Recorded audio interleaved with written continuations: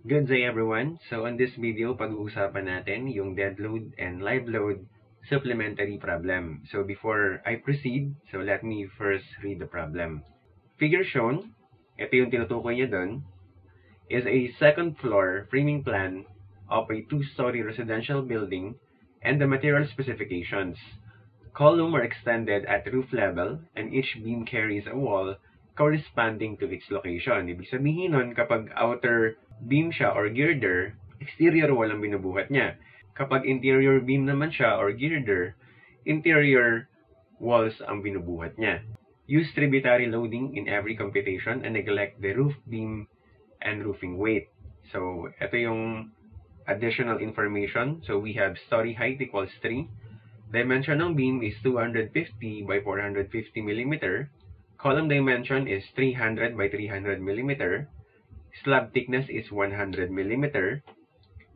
Floor finishes, sabi niya dito, ceramic or quarry tile, 20 mil on 25 mm mortar bed. Sabi naman dito, yung ceiling is a metal suspended lat and gypsum plaster. While dito naman sa exterior partition, so 150 mm CHB, with this particular specification, while the interior partition is a 100 mm CHB, at ito rin naman yung particular niya na specification. Ang tanong sa atin is determine daw the total dead load at column E. So ito yan, yung column E, yung interior column. Ganon din yung total live load na binubuhat niya. Ngayon, kapag nakuha mo yung dalawa, gagamit tayo ng tinatawag na strength design load combination para malaman natin kung ano yung magiging design load natin sa particular column na yan. So, without further ado, sagutan na natin yung problem. Ang una natin gagawin ay alamin muna kung ano-ano yung mga load natin, especially ano yung bigat ng floor, ano yung bigat ng ceiling, para magkaroon tayo ng input sa pagkuha ng dead load. So, para malaman natin yun, pupunta ngayon tayo sa NSCP on this particular page. So, unahin natin yung flooring. So, to start, drawing tayo ng isang hanging slab or yung slab na nakasabit sa mga beam. So, sa taas ng slab na yon, dito natin ilalagay yung mga flooring materials natin. Halimbawa, may tiles. Tulad ng binanggit dito, sabi dito, meron tayong ceramic tiles na nasa 25 mm mortar bed. So, yung bigat niya, dito natin yun ilalagay sa taas. At the same time, dahil hanging slab siya, doon naman sa ilalim niya nakalagay yung ceiling ng lower floor. So, dahil meron tayong mga suspended metal lat, so dito naman sila ilalagay. So, ang gagawin natin ay i-define kung ano yung load ng 1, 2, at 3. Para sure tayo na wala tayong mamimiss out sa bigat ng slab, specifically for dead load purposes. So, punta ngayon tayo sa NSCP. Para ngayon sa floor finishes natin, ceramic tile ang binanggit. So, ito yung specific na specification. So, pupunta ngayon tayo dito. Tignan natin kung meron tayong ganon. So, nakalagay dito, ceramic or quarry tile 20 mm on 25 mm mortar bed. At ang bigat niya ay 1.1. Ang unit ay kilopascal. So, for our flooring, equal siya sa 1.1 kilopascal. Ngayon, for our ceiling naman,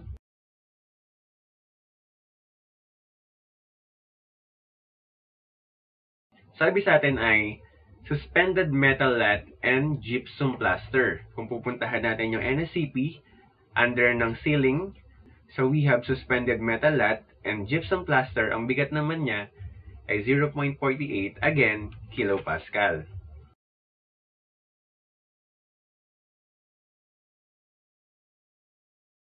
Next naman is to determine kung ano yung bigat ng exterior wall natin. So, ang binanggit dito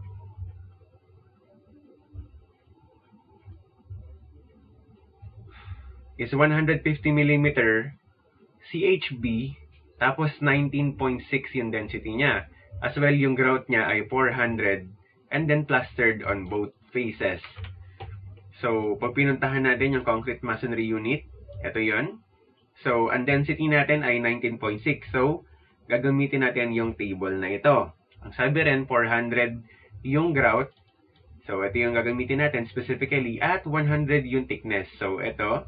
Kaya, ang lalabas, 2.11 yung ating gagamitin na pressure. But, take note, sabi dito, hollow concrete masonry units unplastered. So, ibig sabihin, bare lang siya na masonry unit. Hindi pa nalalagyan ng palitada yung kabilaang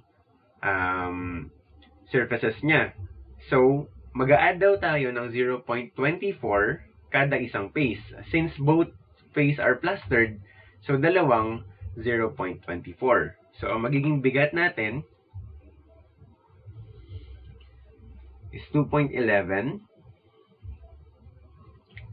plus dalawa ng 0.24. And once na i-punch natin sa calculator, lalabas na yan ay 2.59 kilopascal. While sa interior wall naman,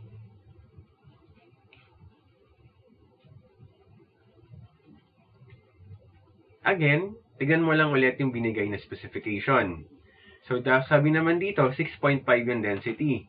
So, lilipat ka ngayon dito sa part ng table na to. 400 mm yung grout, tapos 100. Kaya, ang makikita natin ay 1.79. Again, plus ng dalawa ng 0.24.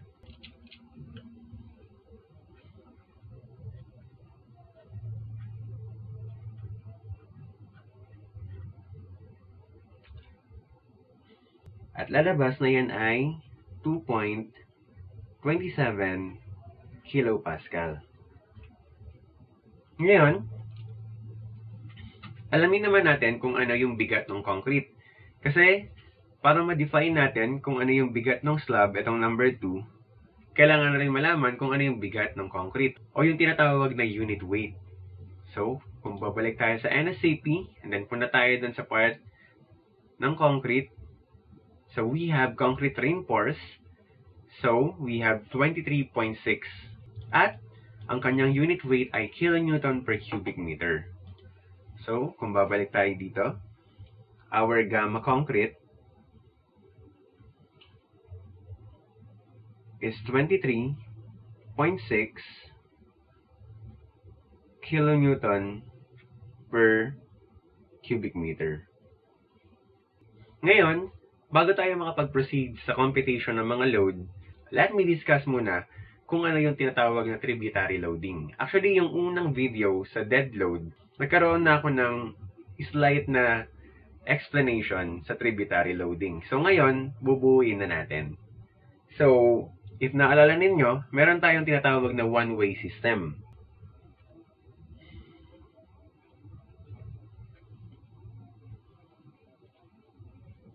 Sa one-way system, i-divide natin lagi yung shorter side over ng longer side at kapag yan ay less than ng 0.5, so dun siya magiging under ng one-way slab. So, ano nga ba ang itsura ng one-way slab? So, ito yung magiging distribution ng pressure. Yung mga kulay itim ay mga beam, tapos yung color blue naman ay slab. So, dahil one-way, ibig sabihin nun, yung particular slab na to, yung kalahati ng bigat niya mapupunta dito, at yung kalahati naman ng bigat niya ay mapupunta doon sa kabila. Ganon din yung particular slab na ito. So, kalahati rin mapupunta dito, kalahati rin doon sa kabila. Ibig sabihin nun, walang bigat na mapupunta sa mga particular beam na to kung slab ang pinag-uusapan natin. Kumbaga, yung one-way slab, hindi siya nagbibigay ng pressure doon sa maliliit na beam or yung tinatawag natin na shorter side. Ito kasi yung S, ito naman yung ating long. So, kapag dinrawing ko kung anong magiging itsura ng pressure na yan, imagine we have a beam. At dahil yung distribution ng force ay uniform lang, so magiging uniform lang din yung pressure na ilalagay natin.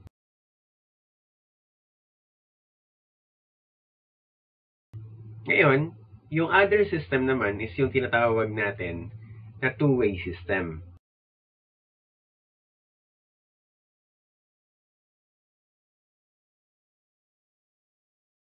Sa two-way system, again, ang basihan pa rin natin is yung S over L, kung saan yung S over L ay magiging equal or greater than ng 0.5. So, kapag pumasok doon, ibig sabihin ang itatawag natin doon sa slab ay two-way system or two-way slab.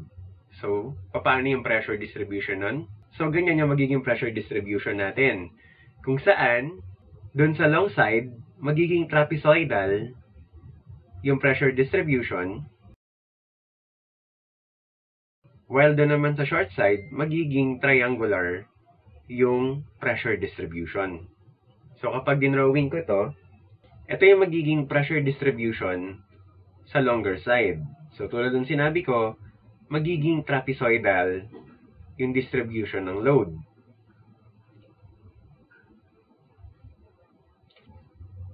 Doon naman sa short side,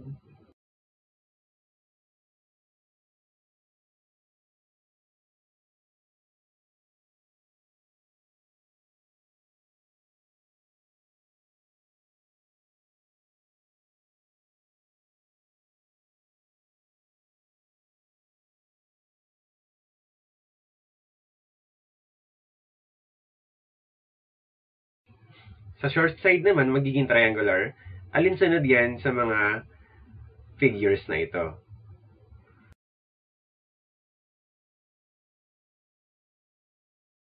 So ngayon, to simplify, ang gagawin natin is i-convert natin itong trapezoidal load na ito into a distributed load. So ano yung distributed load na tinutukoy ko? Yung tulad lang din ng pang one way. So magiging ganito lang siya. Ayan. So may upward force dito, upward force yan. Ganun din yung triangular na to. Instead na maging triangular siya, i-convert natin sila para maging distributed load lang or uniformly distributed load specifically.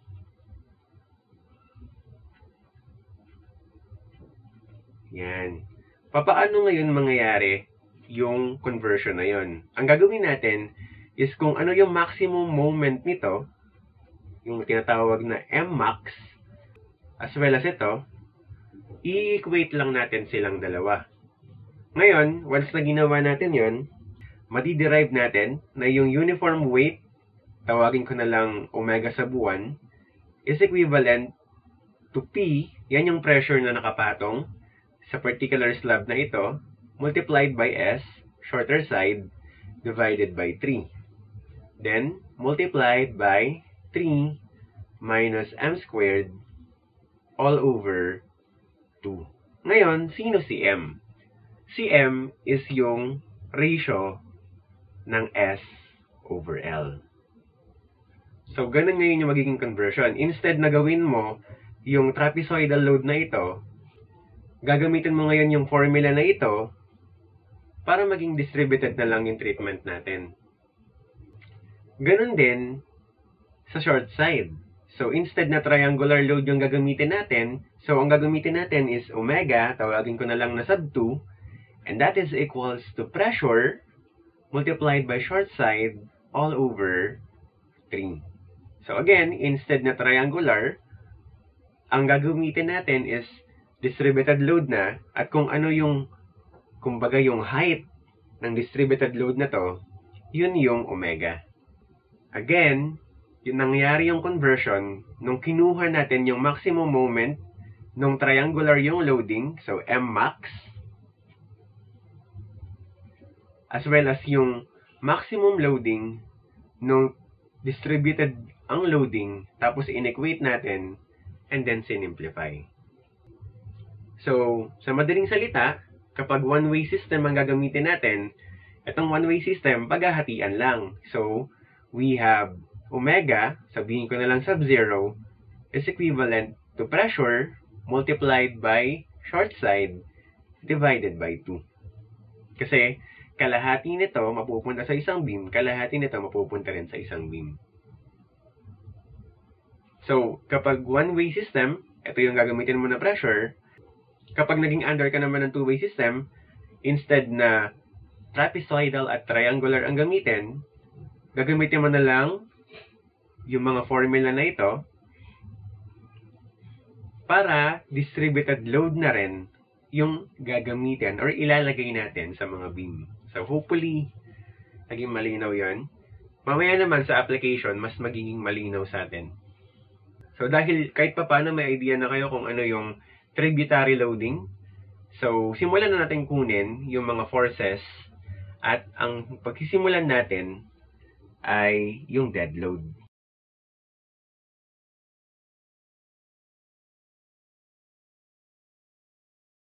So, una, i-define ko kung ano yung bigat ng girder.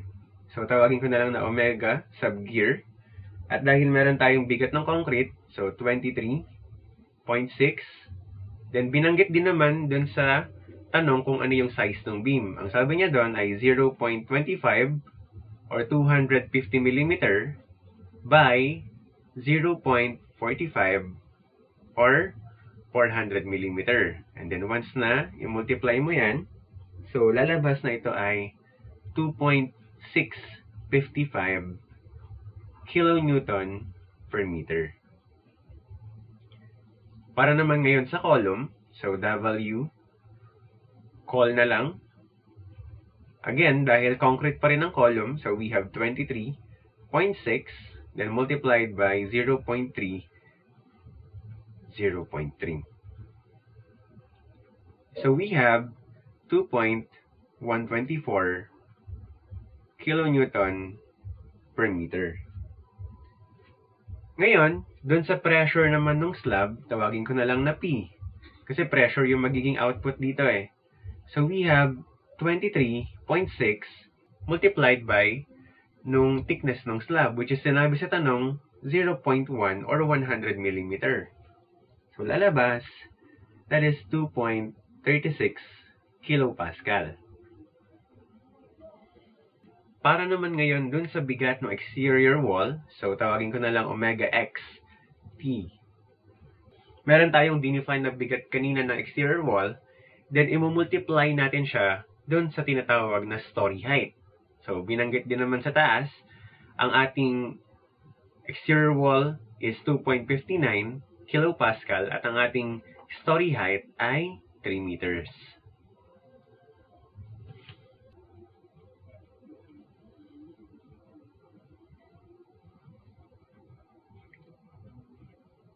And that is equals to 7.77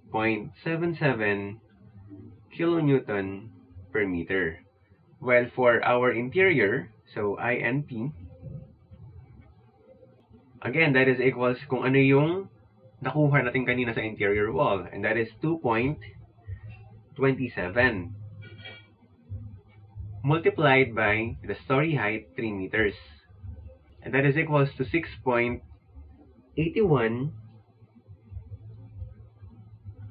kilonewton per meter. Dahil nakuha na natin yung mga pressure na meron tayo, pwede ko na ngayon kunin yung total pressure ng slab. So, babalikan ko, ano yung tatlong component? Yung flooring na nasa taas, yung bigat mismo ng slab, at yung ceiling na nasa ilalim.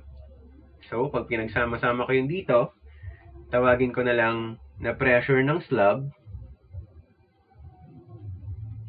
and that is equals to 2.36 para sa bigat ng slab plus 1.1 para sa bigat ng flooring at 0.48 para sa bigat naman ng ceiling. And that is equals to 3.940 kilopascal. So, dahil na-define na natin yung mga relevant na bigat or yung dead weight kung tawagin, ngayon na natin gagawin yung tinatawag na distribution plan. So, kuha muna tayo ng framing system. Yan, ito yung framing system na given sa atin. So, ang gagawin natin is to name kung ano-ano yung slab na meron tayo. Again, tulad ng binanggit ko doon sa instruction, Dalawa ang criteria para pangalanan natin ng slab. So una is yung geometry, parehas ba sila? Pangalawa, yung bigat, parehas ba yung nakapatong? Sa analysis natin, pwede ko ngayon tawagin na ito yung slab 1. So dahil wala siyang kaparehas na geometry, so masasabi ko na another set na siya ngayon ng slab. While ito naman is slab number 2. Dahil hindi sila parehas ng slab number 1 ng geometry, so papangalanan ko ngayon siya na slab number 2. Tapos yung part naman na to ay slab number 3. Dahil rin sa reason na hindi sila parehas ng geometry. Ngayon, yung part naman na ito, dahil meron siyang cross tapos broken line, ibig sabihin nun, open yung part na yon. Ibig sabihin, butas yan. So, walang slab na nandyan. Ang existing lang na slab na meron tayo ay ito. So, kung ito ay 2 meters at yung total ay 7, ibig sabihin, 5 meters yung natitira. So, tingnan natin. 1.8, 1.8 din ito, 5. So, 7 minus 2, 5 meters din yung part na to. Ngayon, parehas sila ng geometry. The second question is, parehas ba sila ng pressure? So, dahil iisa lang yung pressure na nakinumpute natin for slab, ito yun. Isa lang yung total pressure natin para sa dead load. Yung part pala na to ay identical kay slab number 2. Kaya ang itatawag ko sa kanya ay S2. Dahil napangalanan na natin kung ano-ano yung mga uri ng slab, pwede mo na ngayon alamin kung anong uri siya ng slab. One-way system ba siya or two-way system? So, para kay S1, so our S over L is 3.5 divided by 5. And obviously, that is equivalent to 0.7. So, two-way system tayo or tawagin natin na two-way slab. Para naman kay S2, so S over L is equivalent to 1.8 all over 5. And once na i-type mo yan sa calculator, lalabas na yan ay 0.36. So, dahil less than siya ng 0.5, so siya naman ngayon ay one-way slab.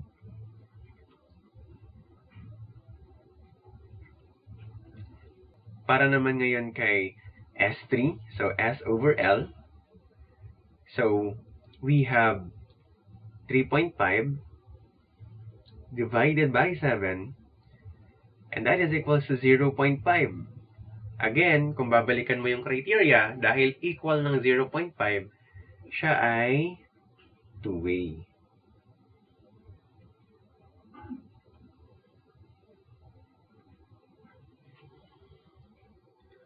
So, dahil na-identify na natin kung sino si one-way at sino si two-way, ngayon, pwede mo nang ayusin yung distribution plan. So, dahil si S1 ay two-way, again, huwag kakalimutan to ha, doon sa short side, triangle yung mabubuo. At lagi yung 45 degrees. Tapos doon sa short side, triangle, and then connect mo. So, two-way system. Yung kalahati, or yung part na to, nagbibigay doon sa beam, kung saan siya nakatutok. Ito naman, nagbibigay rin siya sa beam kung saan nakatutok yung arrow. Yung S2 naman, dahil one-way siya, so, kalahati napupunta dun sa kaliwa, kalahati rin sa kanan. Si S3 dahil two-way, so again, si S3 dahil two-way, again, triangle dun sa shorter side, triangle sa shorter side, huwag kalilimutan yung 45 degrees, tapos, tutok mo yung arrow dun, and then dito, tutok mo naman dito yung arrow. Yan. Same thing rin kay S2. Dahil S2 yan, so kalahati ulit nito, napupunta dito sa kaliwa, tapos kalahati, napupunta sa kanan. So, meron na ngayon tayong distribution plan. Take note, para kay dead load lang yan, ha? Hindi sila same, or not every time same sila ng live load. Especially ang live load, varying ang pressure ng live load, depende kung anong room ang ginagamit. So, mamaya mas may elaborate natin. So, compute na natin ngayon. Dahil si S1, siya ay two-way system. So, meron tayo ngayon omega 1.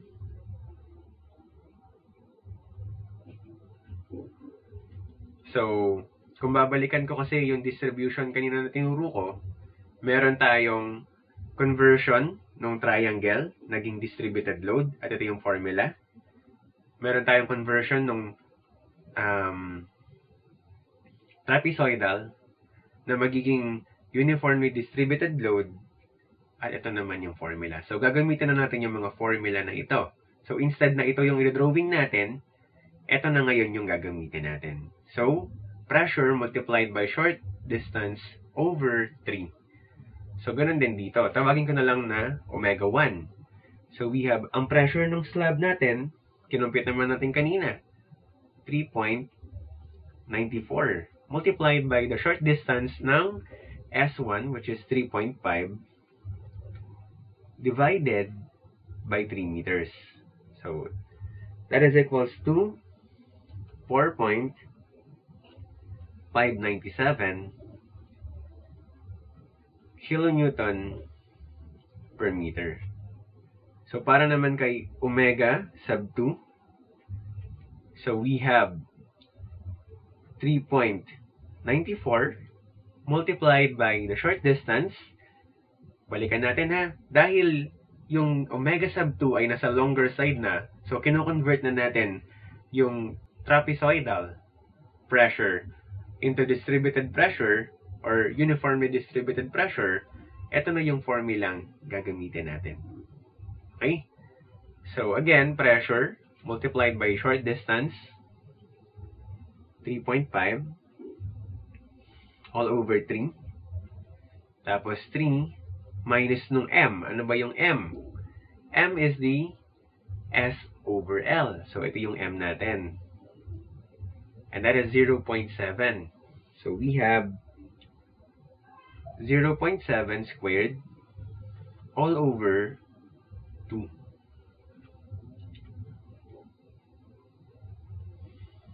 So that is equals to 5.769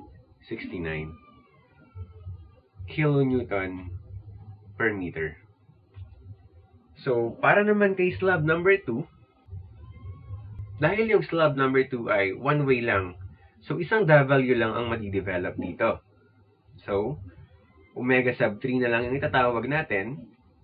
Tulad nung binanggit ko kanina, yan, isang W lang ang mabubuo, at yun ay pressure multiplied by short distance divided by 2. So, our pressure is 3.94. Tapos, yung short distance ng S2 ay 1.8. Then, divided by 2. And that is equals to 3.546.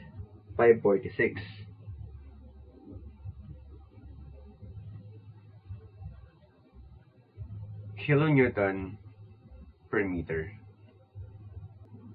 Slab number 3 naman. So we have omega sub 4. And that is equals to 3.94 multiplied by, again, yung short distance nun ay 3.5 divided by 3. So although kamukha siya nung omega 1, which is yung W1 natin from slab number 1, mas magiging convenient kung i-count na lang natin siya as another loading. Para hindi tayo pabalik-balik. Isipin mo kung meron kang 100 slab, kailangan mo pa bang i-check kung ano yung naging W ng ibang slab para maging unified lang yung definition mo ng W?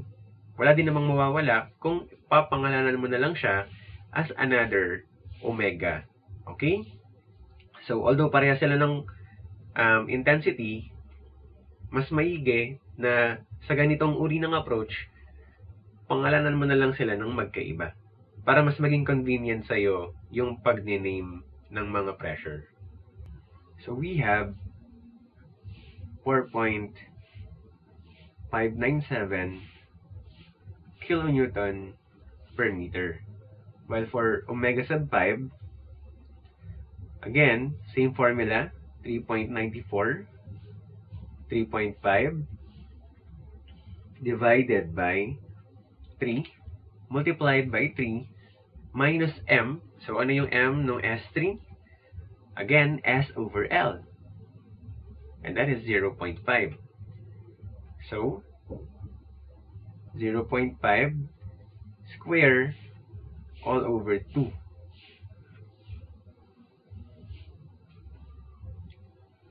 And that is equals to 6.32.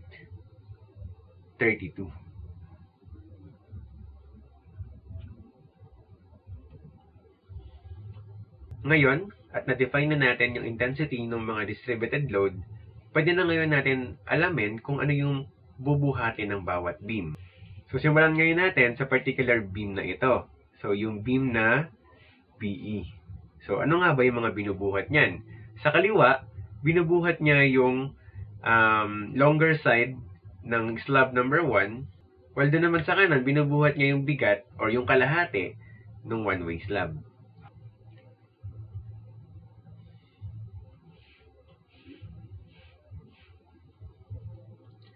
So, ito yung beam BE.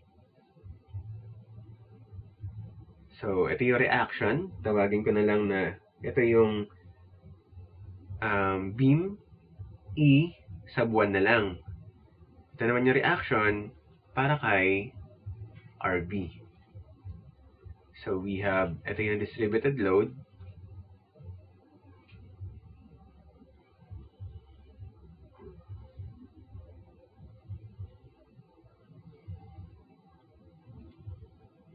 So, ang tanong, ano-ano ngayon yung total loads na bubuhatin ng beam na ito? So, tawagin natin silang omega total at dahil ito yung pinakauna, sub 1. So, equals yan sa una, yung bigat ng beam. So, W gear. Dinefine na yan sa taas, di ba? Plus, yung bigat nung wall na nakapatong. Kung babalikan mo kasi yung tanong, binanggit dun sa tanong that walls are corresponding to its location. So, beam carries wall corresponding to its location. So, kung ikaw ay interior beam or girder, nagbubuhat ka ng interior wall. Kung ikaw naman exterior girder or exterior beam, nagbubuhat ka naman ng exterior wall. So, ganun lang kasimple yung ibig sabihin nun. So, ibig sabihin, yung beam BE, nagbubuhat rin siya ng interior wall. Ngayon, plus, sabi ko nga, babalikan natin slab number 1, yung longer side. So, kung babalikan ko, di ba yung longer side o yung bigat ng longer side, tama ba yun yung omega sub 2? So, ilalagay mo siya ngayon doon. Omega sub 2. Plus, dun sa slab number 2 naman, di ba isa lang naman yan eh. So, W or omega sub 3. So, with that, wala na tayo nakalimutan. And once na isummation natin lahat yan, so, ang total niyan ay 18.78 kilonewton per meter. So, hindi ko na pinakita kung ano yung individual value ng mga omega na ito kasi nandun naman sila lahat dito sa taas, nakadefine naman. So, isa-isahin nyo na lang nabalikan. Ngayon, paano natin makukuha yung reaction? Dahil symmetrical yung problem, pwede kong sabihin na kapag nag-summation ako ng force along y direction, that is equals to 0, at yung RE sub 1 ay equal kay R sub B. So, we have 0 is equivalent to negative 18.78 multiplied kung ano yung haba ng beam. So, di ba yung haba ng BE ay 5 meters. So, balikan natin. Ayan na, 5 meters. So, we have 5 plus 2 RE sub 1. And once na-punch mo yun sa calculator, lalabas na si RE1 is equivalent to 46.95 kilonewton. And then, pag binalikan natin yung drawing, ang susunod natin na beam is yung beam DE. Kaya natin kinukuha yung mga particular beam na yon dahil ang goal natin ay malaman kung ano yung load na nasa column na ito. At sino pa ba magbibigay ng load sa column na yon? Of course, yung mga beam na nakapalibot sa kanya. Okay? So, our beam DE, ang haba naman nito ay 3.5 meters.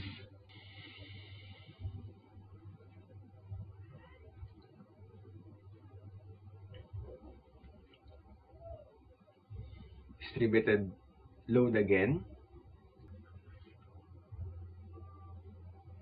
Kasi walang kakaiba dun sa loads na ibinibigay sa kanya. So, distributed load. Tawagin ko na lang na ito yung R dog or R sub D. Ito naman yung RE2. Tapos yung omega total 2 natin is equivalent again sa bigat ng girder plus yung corresponding wall plus kung babalikan ko yung drawing, so nagbibigay yung S1 yung kanyang short side or yung triangular, pati si S3 yung kanyang triangular. Kung babalikan natin dito, ang S1 yung omega 1 ang kanyang triangular, kay S3 naman omega 4. So, we have omega 1 plus omega 4. And that is equals to 18.658 kilonewton per meter. So, same assumption that summation of force along Y is equivalent to 0. RE2 or is equals to RD, and then 0 is equivalent to negative 18.658 multiplied nung haba nung RD, which is 3.5 plus 2 ng RE2. And once na i-punch yan sa calculator, RE2 is equivalent to 32.652 kilonewton. Then, yung next beam natin is yung katabi niya, which is etong EF. Pero you will notice na yung EF is the same loading as beam JK. Okay? Same loading sila kung i-analyze mo kasi parehas one way yung kinukuha nila na slab. Ibig sabihin, yung one way, yung S2, walang ibinibigay na pressure sa shorter side. So, ano yung binubuhat lang nila? Parehas beam weight at parehas interior wall. So, it is safe to say na yung beam EF ay the same kay beam JK.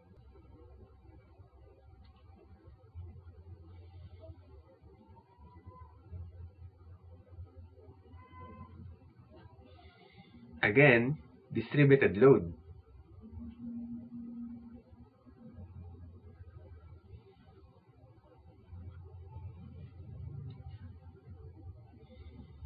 Dito natin ilagay yung RE3. Then dito naman RF. So, omega total 3 is equivalent dun sa bigat ng girder. So, omega gear plus yung bigat ng interior. So, omega interior. Again, wala siyang binubuhat na kahit ano from the slab. Kaya ito lang yung mga loads na makikita natin. And that is equals to 9.465 kilonewton per meter. Summation of force with respect to y is equivalent to 0. And RE3 is equivalent to RF. Therefore, 0 is equivalent to negative 9.465 multiplied by 1.8 plus 2 RE3. RE3 is equivalent 8.519 kilonewton. And lastly, yung beam na kailangan natin kunin is yung beam EH. So, ito naman. This time, medyo kakaiba yung loading niya. Hindi na tulad ng mga nauna na puro distributed lang. So, para mas maintindihan ninyo, beam EH. So, ito yung haba niya. So, ito. Then, dun sa 5 meters, meron siyang combination ng dalawang slab. Tapos, dun sa susunod na 2 meters, wala naman na. Kasi opening na yung isang slab. At the same time, meron tayong concentrated load dito. So, balik ko dun sa figure. Ito yung binabanggit ko na 5 meters. Kung saan yung combination ng left pati ng right slab ay magbibigay ng mas mataas na intensity kumpara sa portion na ito. Dahil nga, opening na yung kanan. At the same time, itong beam na ito, magbibigay siya ng concentrated load sa joint na yan. So, ito ngayon yung best representation nung load na nasa beam na yan. So, we have RH. Ito naman yung RE4. So, tawagin ko na lang ito na W total 4 and omega total 5. Tapos ito, yung reaction which is equals to 8.519 kilonewton. So, omega total 4 is equivalent to omega ng girder plus omega ng interior wall plus yung omega ng longer slab or ng S3. So, that is omega 5 at para naman kay S2, omega 3. So, plus omega 5 plus omega 3. And that is equals to 19.331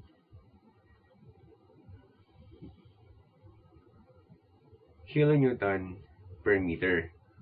While yung omega total 5, that is girder plus interior wall plus omega 5 lang. And that is equals to 15.785 kilonewton per meter. So, ang length nito is 5 meters, while yung length nito is 2 meters. This time, hindi na applicable yung summation ng force along Y since unsymmetrical na yung loading. So, magmo-moment ngayon tayo kay point H. So, summation ng moment at point H is equivalent, of course, to 0. So, 0 is equivalent 7 multiplied by RE4 minus ng 19.331 multiplied by 5 multiplied by lever arm 2.5 minus 8.519 multiplied by 5 minus 15.785 multiplied by 2 multiplied by 6. So once na i-punch mo yan sa calculator, lalabas that RE4 is equivalent to 67.666 kilonewton. So, nakuha na natin yung reactions ng 4 na beam na nasa palibot ng tinatawag na interior column E. Ngayon, ang tanong na lang is ano yung total na bigat ng dead load kay interior column E. So, we have P dead load is equivalent to 46.95 plus 32.652 plus 8.519 plus 67.666. Kung kino-consider natin yung roof part, dapat alam natin yung reaction galing doon. But since binanggit doon sa tanong, balikan natin, sinabi dito na neglect na lang yung roof part, so wala nang bigat na ibibigay yung roof. Pero, yung column are extended at roof level. Ibig sabihin, yung column E, meron siyang bigat until roof level. Kumbaga, may column mula second floor, finish floor line, hanggang ceiling. Kaya dapat i-consider din natin yung bigat na yon. Kaya i-add natin siya dito. So, plus 3 meters, yun yung haba, multiplied, so given naman yung sa column, 2.124. And once na i-punch mo yan sa calculator, lalabas na ang sagot ay 162.158 kilonewton. So, para yan sa dead load. Ibig sabihin, ito pa lang yung sagot dun sa tanong sa atin sa letter A, which is determine the total dead load of column E at ceiling level of ground floor line or ground floor. So, para kay letter B, okay, so this time pag-uusapan naman natin yung live load. So, letter B,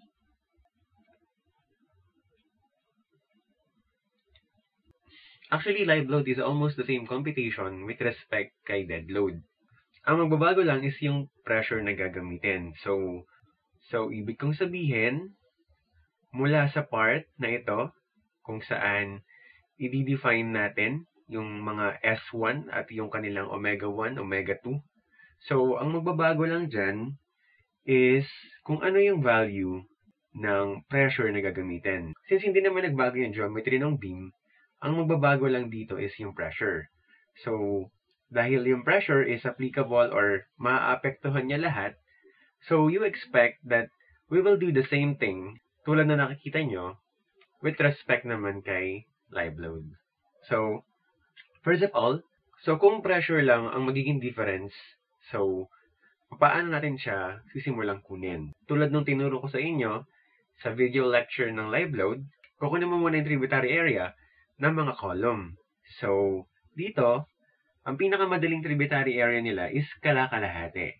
So, kumbaga, hatiin mo yung mga part na to. Ito rin. So, ito rin slab na to, kalahati. Ituloy mo na lang doon kahit may opening. As well, ito. Yung part kasi na to, although meron siyang opening, meron naman madalas kasing inilalagay dyan ng mga stair, for example. At yung stair na yon magbibigay rin ng bigat dun sa beam na kumakapit sa kanya. At yung beam na kumakapit sa kanya, say for example, ito yung beam na yon, magbibigay rin naman ng force dun sa particular column na ito. Kaya, we can assume, for simplicity, na kabilang na rin yon sa tributary area na bubuhatin ng specific na column. So, ang point natin dito is yung interior column E, ito yung magiging tributary area niya. So, kalakalahati ng mga nakapalibot sa kanya na dimensions. So, for our tributary area, A,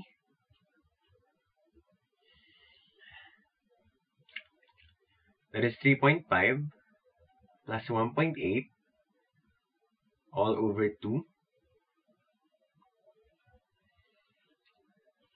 And 5 plus 7 all over 2. So, once na i-punch yan sa calculator, ang lalabas ay 15.9 meters square. And then, based dun sa definition ng influence area, so ang magiging A sub F natin, or A sub I, is equivalent to 4 times ng 15.9. And that is equals to 63.6 meters square. Ngayon, aalamin natin kung ano yung unreduced live load natin. Kung babalikan mo yung tanong, ang sabi dito, this house or this building, ang sabi dito, this framing is para sa residential building. So, ito, residential building. So, therefore, pag pumunta ka sa NSCP, hanapin mo yung residential part dun sa live load, then makikita mo may 4 siyang category. Is it the basic floor area, exit or exterior balcony, decks, and storages. So ngayon, since wala namang diniscuss thoroughly kung ano yung area natin, let's assume that ito ay basic area. So 1.9. Again, ang kanyang unit ay kilopascal.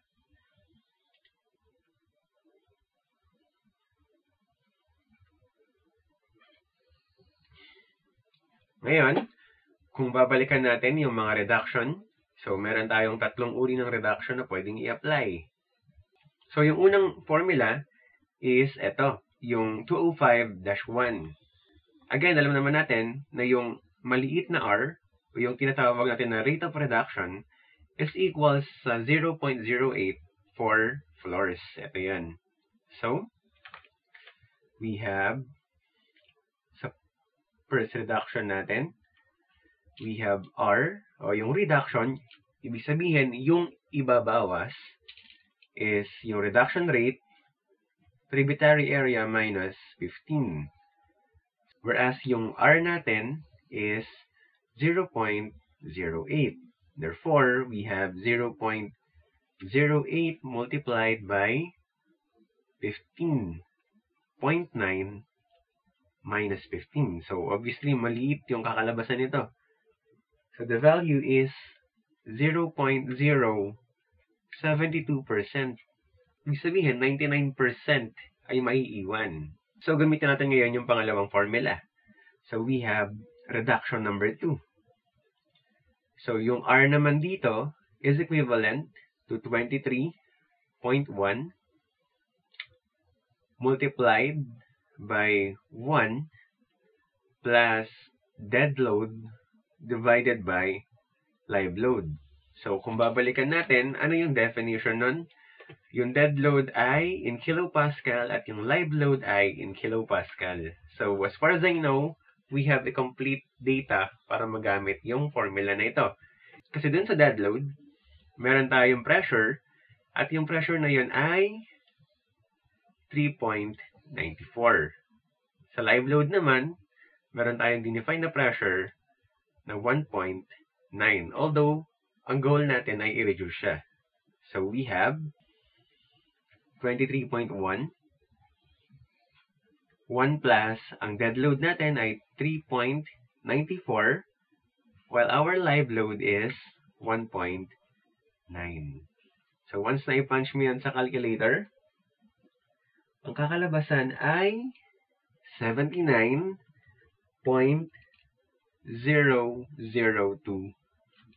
So, medyo mataas. Ibig sabihin nun, almost 80% ibabawas natin. Ang matitira na lang na live load natin ay 20%. No, tignan natin kung i-allow ba ng code yon. Ang sabi dito, the reduction shall not exceed 40% for members receiving load from one level only and 60% for other members. So, take note na yung ating problem ay second floor. Ibig sabihin, meron siyang roof. Tama ba? Meron pa siyang roof level. At yung roof level, nagbibigay yun ng bigat doon sa second level. So, we are not receiving loads from one level. We are receiving, kumbaga, loads from other level also. So, in other words, I can say na hindi tayo papasok doon sa unang criteria. Kasi, this is for receiving loads from one level only. Kasi nga meron tayong roof level. Tama ba? Second floor kasi yung pinag-uusapan natin ngayon. So, sa second floor, meron ka pang roof level. Ngayon, doon kasi particularly sa tanong, neglected yung roof weight. So, kung babalikan ko, binanggit yun doon sa tanong. So, sinabi na wag na lang munang i-consider yung bigat nung nasa roof. So, with that, we can say na on this specific problem, we are receiving loads from one level only. Okay? That's why, ang gagamitin ko na interpretation is 40%. Hindi dapat tayo mag-exceed ng 40%. Okay? So, dahil hindi tayo mag-exceed ng 40%, the reduction should be less than or equal 40%. Ibig sabihin lang nito, hindi pwedeng masunod yung 79 because 79 is beyond 40%. 40% is the maximum reduction on this particular problem. Anyway, before we decide kung anong mangyayari, kunin muna natin yung magiging reduction nung huli. So, we have number 3. Yan. So, yung number 3 ay para sa alternative. Ito naman, para sa formula na ito. So, once nagamitin natin yan, so we have the reduced live load is equivalent to L sub O. So, 0.25 plus 4.57 multiplied by 1 over square root ng A sub F or A sub I. So, ngayon, kompleto naman din tayo ng lahat ng information na yan. So, we have 1.9 and then 0.25 plus 4.57 divided by square root ng A sub I natin, which is 63.6. And once na i-punch mo yan sa calculator, ang lalabas na sagot ay 1.564 kilopascal. So, ito na yung reduce or bawas na. Kaya sinasabi ko sa inyo, madalas kinukuha ko yung R prime. So, yung R prime, it is not the same as R. Kasi yung R is the reduction. Yung L kasi is the reduce. So, yung reduction, ibabawas. Yung reduce, bawas na. So, yung nasa pagitan ng ibabawas at ng bawas na is yung R prime. So, para mas maintindihan, R prime is equivalent to 1.564 divided by 1.9. So, in percent, kaya multiplied by 100 na lang. So, lalabas na yan ay 82.304%. Ngayon, tignan natin kung ano yung limitation ng ating specific section ng code. So, sabi dito, the reduced live load shall not be less than 50% of the unit live load for member receiving load from one only, nor less than 40% of the unit live load for other members. So, ibig sabihin, dahil nga we are considering this particular problem na nagre-receive ng load from one level lang, specifically dahil ang roof natin ay neglected, pero kung hindi yung neglected, ibig sabihin, doon tayo papasok sa pangalawa. So, hopefully, malinaw na yun sa inyo. Ngayon, sabi, it shall not be less than.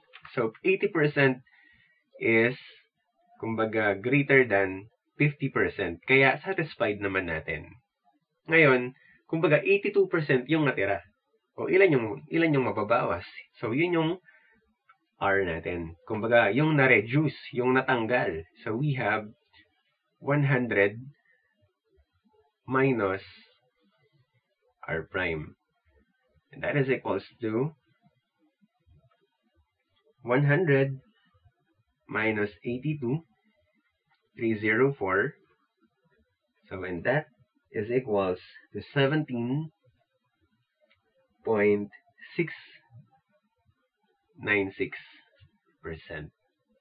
So, ngayon, meron tayong same variables para i-compare. So, sino-sino sila? So, una, number 1, ito yung R, 0.072%. Napakaliit. Sumunod, yung number 2 naman, ang naging governing is yung 40%. Okay? At yung pangatlo, 17.696%.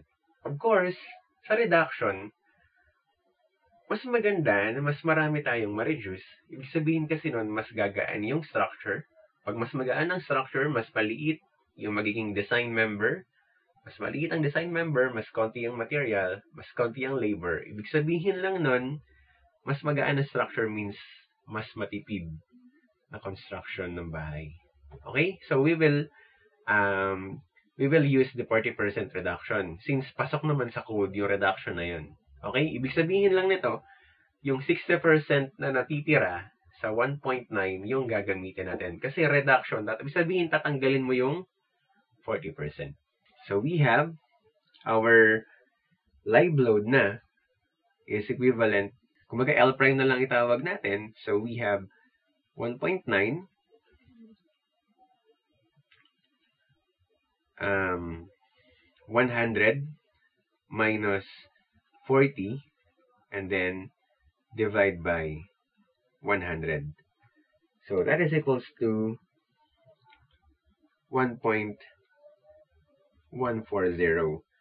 kilopascal. So this time, dahil meron tayong pressure, pwede na ngayon tayong gumawa ng live load distribution plan. Kaya meron akong bakanting plano dito sa bandang kanan. So dahil alam na natin kung ano-ano yung mga nature o yung system ng slab. So, tawagin na lang natin itong S number 4. Kasi yung dead load natapos sa S number 3 or slab number 3. So dito, kukontinue natin. So yun yung pinapoint out ko sa inyo na dapat continuous na lang yung numbering para maging unique tags ng bawat load yung kanilang mga number. So we have S5, S6, at dahil alam natin na itong apat na slab na to, they will experience uniform load. Kasi, kumbaga, dinefine lang natin yung ating function as a basic floor area. Wala naman akong dinefine dito na stair. Wala akong dinefine na balcony. So, magiging S5 pa rin ito. Because, uulitin ko, same geometry sila nito, as well as same pressure. So, maigi na nauunawaan kung paano yung naming natin.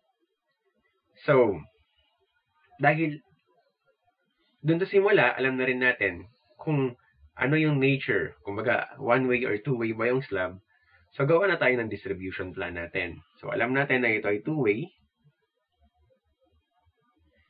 So, again, triangle dun sa small, trapezoid dun sa long. Ito naman, hahatiin natin. Ito naman, Triangle ulit into small.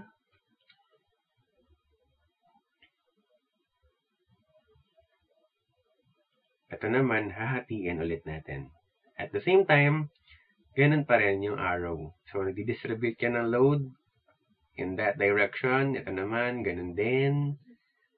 Ito rin. Ito, as well as ito. So, that is our live load distribution plan. So, tulad ng binabanggit ko sa inyo kanina, same with the dead load. So, ito nga yung binabanggit ko, babaguhin lang natin yung pressure. So, mula dito sa S1 until sa portion na to, same process yung gagawin natin. So, kaya ko yan hina-highlight this time kasi hindi ko na uulitin yun. So, papakita ko na lang sa inyo. Kumbaga, i-skip ko yung recording para hindi masayang yung oras natin. So, mula dito, sa part na ito, same process, binago ko lang yung pressure. Yung pressure na yan ay aligned kung ano yung nakuha natin sa particular part na ito ng ating computation. So, kinuha lahat ng relevant until makakuha ng tamang reaction. And then sa dulo, pinag-plus lang natin. Okay? So, again, kinontinue lang natin yung counting. Kung babalikan ko, natapos tayo dun sa W total 5 sa dead load. Dito, kinontinue ko lang. Naging W total 6. So, for our live load, again, uulitin ko, mula dito sa S4, hanggang dito, sa pagkuha ng total live load, dun sa particular na column na hinihingi sa atin, ay the same process with respect kay dead load. So, I know you're smart enough para maunawaan yung process na yan. So, para dun sa last na hinihingi is about load combination. So, we have letter C, which is yung load combination nga na tinatawag. Combination.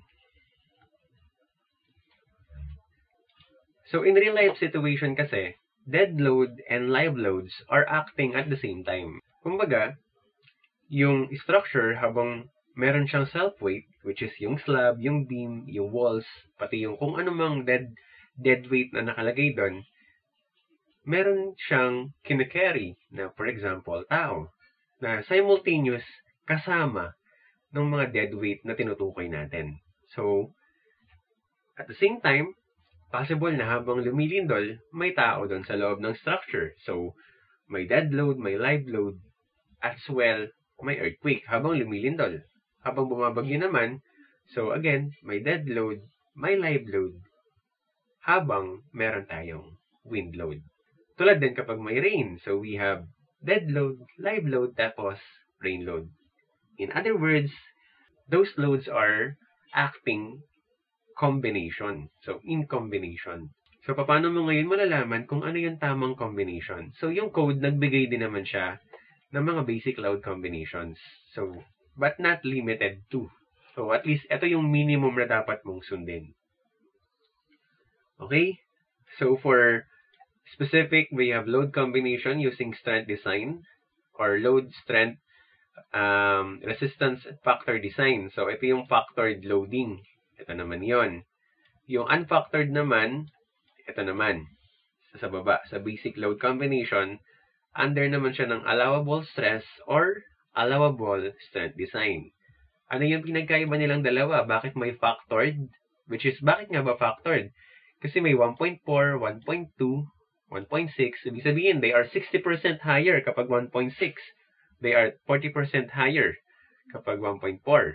Bakit mayroon unfactored? So, DF, pinag-plus lang. So, wala nang nakalagay na multiplier. The easiest way to answer that question is, ito kasing strength design is for the strength. Kung babalikan nyo yung introduction ko, ano yung kaakibat ng strength? We have axial, bending, shearing, torsion, bearing. Kapag doon naman tayo sa unfactored, ito naman, para naman sa mga load combinations na to. Ito naman yung gagamitin mo kapag nag-check ka ng deflection, vibration, side sway. So, more on serviceability naman. So, yun yung difference nila. Ang tanong sa atin, ano yung mag-govern under ng strength design? So, yun yung last question. At, dalawang load lang ang meron tayo. Dead load, tsaka live load. So, pag ganun ang scenario, dalawa lang ang i-consider mo. So, itong 1.4, D, tsaka F, and then yung sumunod sa kanya, 1.2 plus 1.6. At dahil wala tayo ng ibang letter, yung F, yung T, yung H, just consider them as 0. So, kapag sinimplify natin, lalabas na ang ating load combination is just, number 1, 1.4 dead load, and number 2, 1.2 dead load plus 1.6 live load. So, ganun lang kasimple. Okay?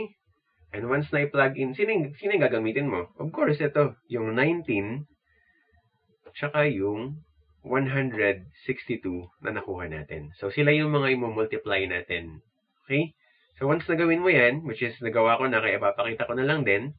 So, makikita natin na ang mag-govern is yung LC1 or yung first load combination kung saan yung dead load ay in-increase natin ng 40%. So, kung gusto mong i-design yung column E, halimbawa, using axial. So, meron kang axial stress, so sigma A. So, meron ka na ngayong designing force at yung designing force na yon ay kung ano yung nakuha natin. So, ito yung designing force mo ngayon. So, meron kang allowable. Say, for example, ang concrete, known naman na kung ano yung strength niya. So, 25 megapascal, 38 megapascal. So, meron ka na ng dalawa, malalaman mo na ngayon kung ano yung area na kakailanganin. So, that is considering the simplest way to design.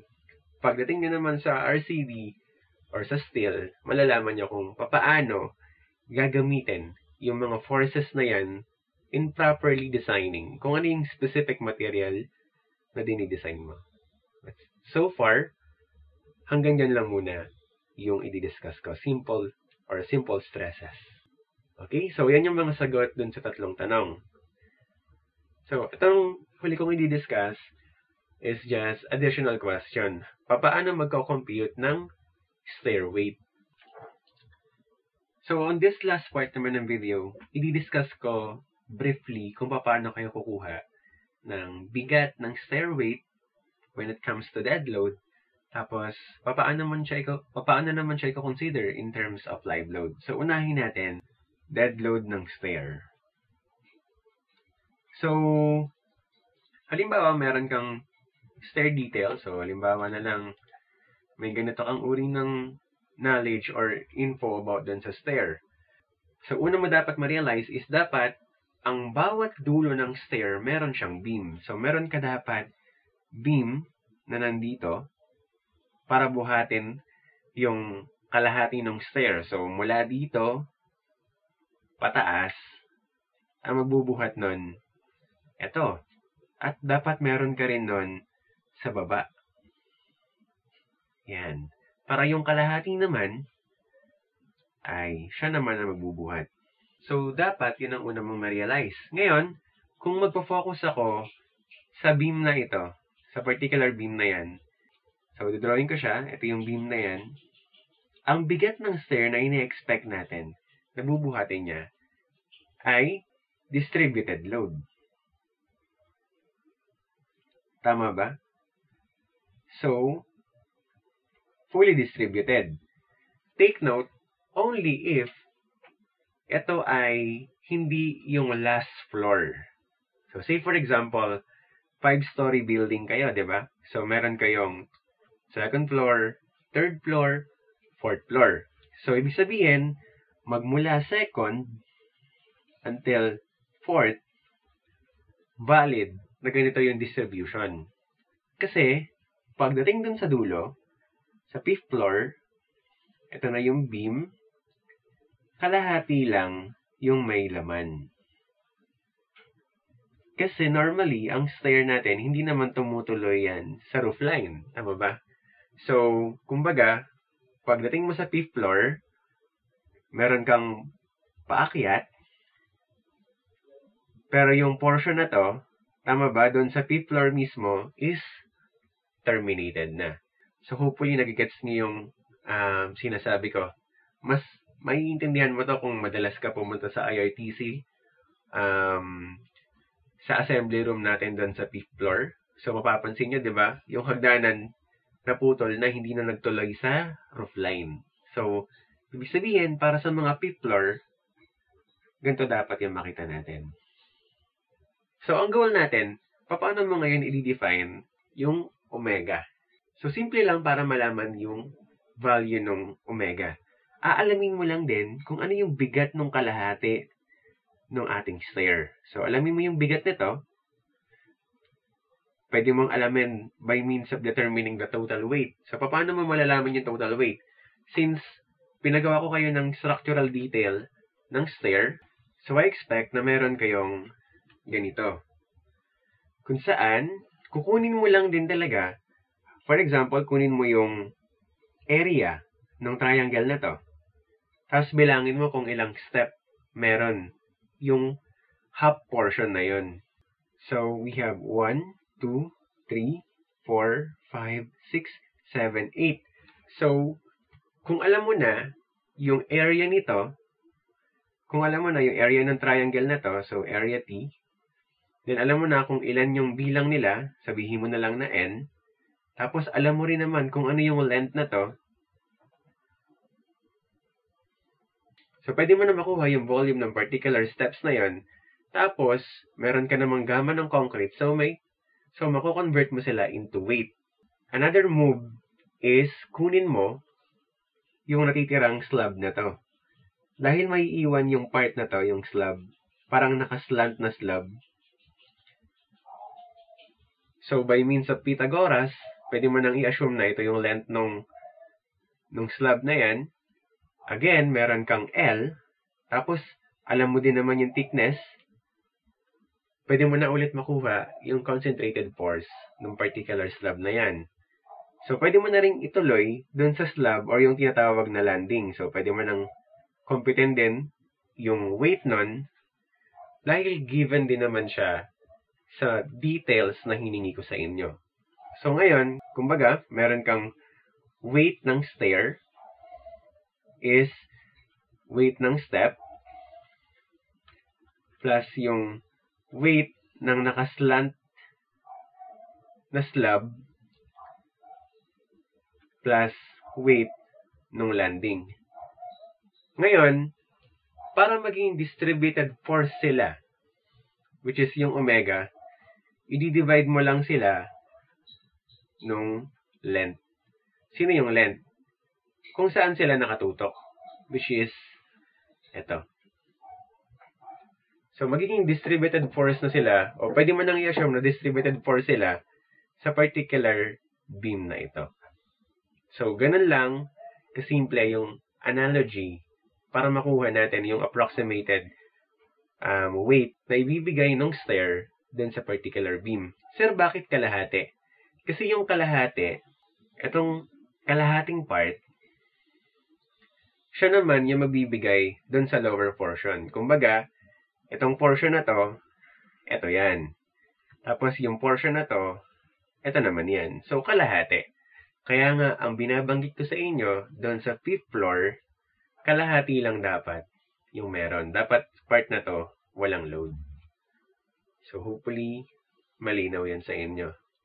Para naman ngayon sa live load, so, say live load ng stair, again, para makakuha tayo ng distributed weight. So, say for example, ito ulit yung beam dun sa dulo. Aalamin natin yung omega. Sa NSCP kasi, define kung ano yung pressure. Tama ba? Pwede mong i-assume na ang stair ay exit facility or meron din naman mga definition kung saan dinefine talaga yung floor or yung pressure dun sa stair. So, pupunta ka ngayon sa NSCP, particularly dun sa pinagkuhanan natin ng live load computation kanina, yung pinagkuhanan natin ng 1.9. So, pupunta ka doon, alamin mo kung anong pressure. Ang tanong ngayon, papaano mo siya i-distribute para maging omega. So, the simplest way to do that is i-imagine mo kung paano mo magkakaroon ng load transferring. So, kapag puno yung stair, ang magbubuhat lang ulit dyan is yung beam na nandito, tsaka yung beam na nandyan. So, sa madaling salita, kung puno itong area na to ng mga tao, puno yan ng pressure, ang distribution ng force ay papunta dito.